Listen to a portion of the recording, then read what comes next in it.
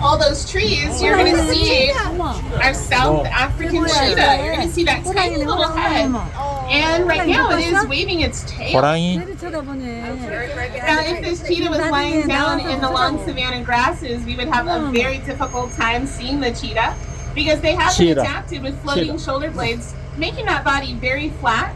And that way they're only able to lift up that head so that they can look into the distance looking for their prey. Now, their spotted coat is what they're mostly known for besides their speed. That spotted coat is a camouflage called cryptic coloration, and other species have cryptic coloration as well, and that is going to be our giraffe. Now, they're going to blend in with the shadows so that they're able to use their coat to help them get closer to their prey. Now, why would the cheetahs need to get closer to their prey? Well, even though cheetahs are the fastest, they can only maintain their speed for about a quarter of a mile, which is roughly about 30 seconds to 1 minute. And so they need to use that coat to help them get closer, so they're basically using the element of surprise.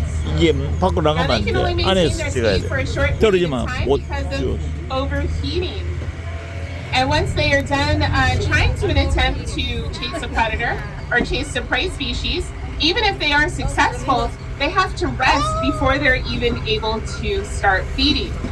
Now, cheetahs can go from 0 to 60 in roughly about 3 steps. And again, maintain their speed for about 30 seconds to 1 minute. Now, cheetahs are naturally a very solitary species. Whereas our flamingos on the right-hand side, they're very social, and you'll always find them in a large flock that is referred to as a flamboyance. And the flamboyance is providing them with safety in number.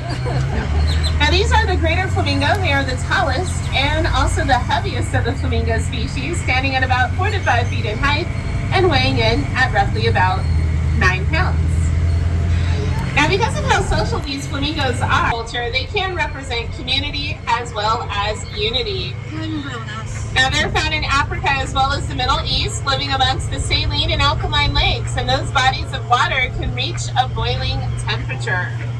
Now, that is, flamingos have a lighter pink feathering color to their feathers, and they actually have the lightest pink feathers of all the flamingo species, and that is due to the resources that they're consuming contain fewer carotenoids, and the carotenoids is what's creating that color. Now, the lighter pink is an adaptation of camouflage, as well as an adaptation of helping them to stay cool, because those lighter feathers are going to reflect the light that is coming from that hot, watery surface. Now, flamingos are a very supportive part of the ecosystem. They are an example of a keystone species, or any organism that, if they were to be pushed to extinction, it would have a very noticeable and negative impact on the environment. Now, flamingos are going to be seen shuffling their feet in the water. And the shuffling of the feet is helping with stirring of the mud. Stirring of the mud is going to aid in them being able to feed, because they are going to dip the front part of their beak into the water, and they're going to pump their tongues. And the pumping action is going to push and pull water in and out of their beaks. And this is going to force the water over little hair-like material, which is going to allow them to filter out those little microorganisms and invertebrates. But the simple behavior of them being able to shuffle their feet in the water is helping with aerating or oxygenating the body of water. Now, we need proper oxygenation in the bodies of water so that they're able to sustain life, so that they're drinkable. Now, if we lose the ability to aerate bodies of water, we'll have noxious environments or dead bodies of water. And that's going to be loss of resources for everyone, which eventually will impact you and I. And that is why here at the San Diego Zoo Safari Park, we are one of the 2 front doors that makes up the San Diego Zoo Wildlife Alliance. And together, we have a vision of creating a world where all life thrives. Now, you're helping us with the vision when you make a choice to visit us here at the park. And any financial support that you are providing, you're helping to support our vision. And with that financial support, you become an ally for wildlife. Now, you're an ally in helping with the support of over 3,000 animals, representing over 65 different species, as well as the support of 1 million plants, representing over 3,000 different plant species. You're also helping with the support of our conservation work. We have over 50 different conservation projects that are spread across 6 different continents. Now, these hubs are allowing us to connect with communities, which is represented by you. We support community-based conservation projects because they are basically setting the example for future generations. We're also able to create partnerships and collaborations with different organizations, allowing us to bring in our individual expertise and working together towards our vision. Now on the right-hand side, we have some beautiful pelicans. We have pinkback, Dalmatian, as well as great white pelicans. Now in a group, they're called a flock or a pod or a colony. And these birds are being impacted by habitat destruction. Now, destroying wetlands, and wetlands are beneficial to the environment because they are helping with keeping our waterways clean. But not only is it keeping our waterways clean, but it's allowing those pelicans to be able to have their nesting so that they're able to maintain their population.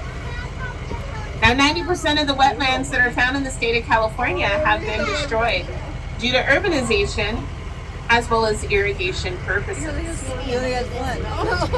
on that right-hand side, we've got our female addax, an antelope species that are found deep in the Saharan desert. Now in the cooler weather, the cooler months, the winter time, their coats are more of a gray color because they are used for camouflage. But as the weather starts to warm up, their coats are going to turn white because in the summertime their coats are reflective to help them cool down, just like the flamingo's feathers. Now they've been adapted to thrive in the Saharan desert by reducing their activity level. Now you're going to see them standing in the hot peak periods of the day because the lack of movement is going to help keep their temps lower. But they also have the adaptation of absorbing light or absorbing heat into their bodies. And storing that heat in their bodies is going to increase their body temperature from 99 degrees to about 113. Now, with being able to withstand that higher temperature is going to help that species because it's going to help them reduce their energy because they do not need to use energy in sweating. And if they're not sweating, they're also going to conserve water, because water is scarce in the desert, and they're going to get most of their moisture from when they're consuming wild melons and sniffing around for